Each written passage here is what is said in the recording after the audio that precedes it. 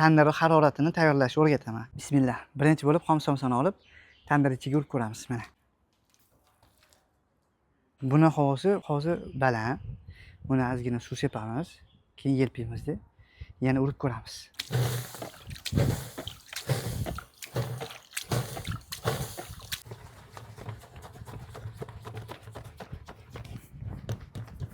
Yana urib ko'ramiz. Bismillah.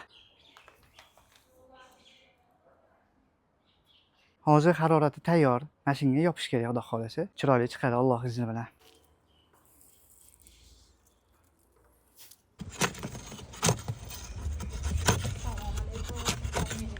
Somsani ko'ryapsizlar orqasini. Kuyib ham chiqmagan, oppoq ham bo'lib qolmagan. Mo'tadil haroratda olingan mana. Bu videoni albatta saqlab qo'yinglar, kerak bo'lib qoladi. Keyin meni sahifamga obuna bo'lib qo'ysanglar, bundan ham yaxshi videolar chiqarishga harakat qilaman. Sog' bo'linglar.